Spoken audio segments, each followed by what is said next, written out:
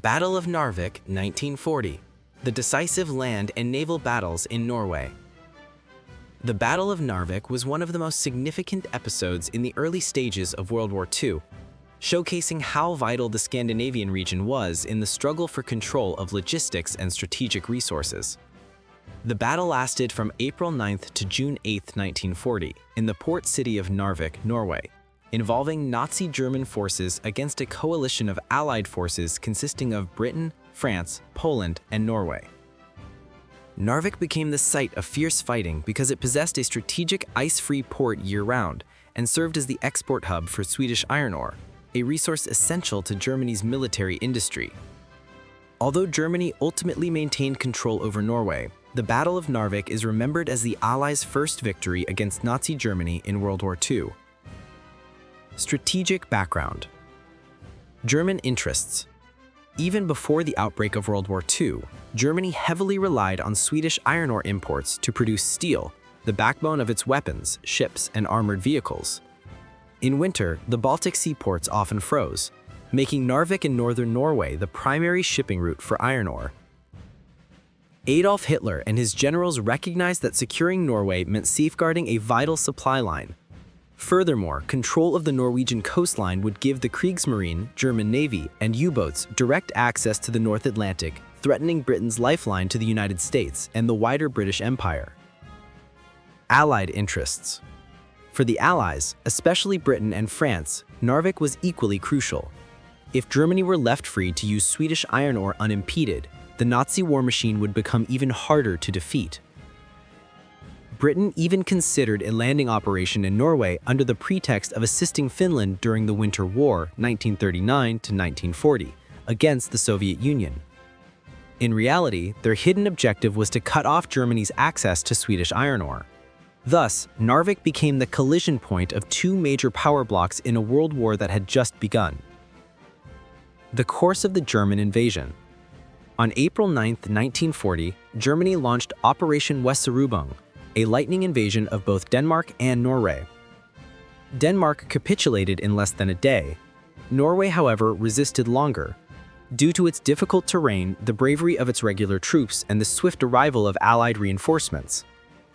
Narvik was a special target. A flotilla of 10 German destroyers carrying 2,000 mountain troops, Gebirgsjäger, was dispatched to capture the port. These forces were commanded by General Edward Dietl, a seasoned officer and loyal follower of Hitler. On April 9th, after a brief clash with outnumbered Norwegian defenders, Narvik fell to the Germans. Yet this early success did not mean the end of the battle. Britain was already preparing a counterstrike.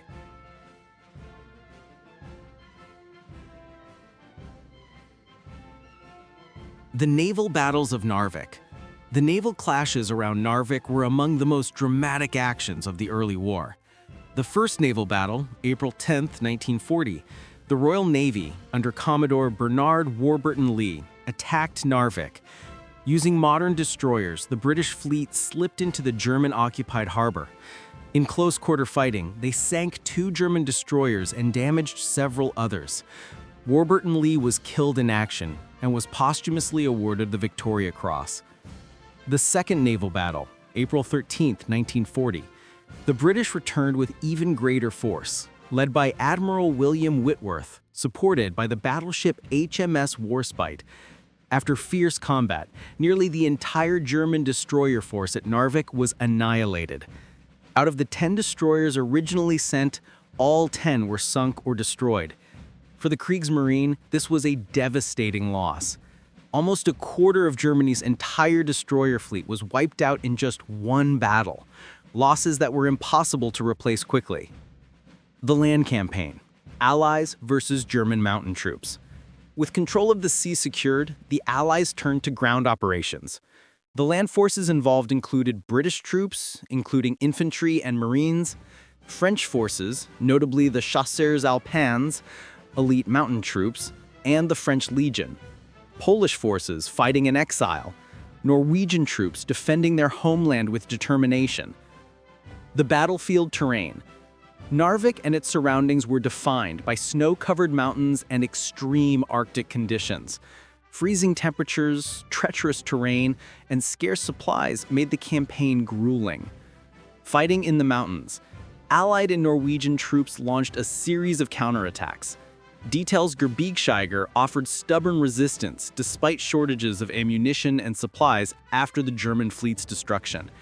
By late May 1940, the Allies succeeded in recapturing Narvik. This marked the first major Allied victory against Germany in World War II. Morale among Allied forces and the Norwegian people soared.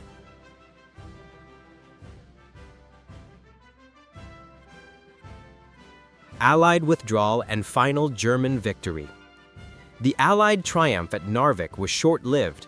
At the same time, in Western Europe, Germany launched its massive invasion of France, May 1940. The Wehrmacht swept through Belgium and shattered Allied defenses with lightning speed. Faced with the dire crisis in France, Britain and France decided to withdraw their forces from Norway to defend their homelands. Number 1. On June 8, 1940, a large-scale evacuation was carried out. Number 2. Allied troops abandoned Narvik and Norway. Number 3. On June 9, 1940, German forces reoccupied Narvik with little opposition. In the end, Germany secured full control of Norway, holding it until 1945. Results and consequences. Tactical Allied victory. The Battle of Narvik proved that the Allies could defeat German forces in difficult conditions. The destruction of 10 German destroyers was a crippling naval blow. Strategic German victory. Despite losing at sea and being temporarily ousted from Narvik, Germany ultimately prevailed by maintaining control of Norway after the Allied withdrawal. Thus, the vital Swedish iron ore supply line remained secure for the rest of the war.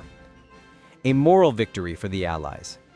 Narvik became the first Allied victory of World War II, boosting morale during a period when Germany appeared unstoppable in Western Europe. German losses.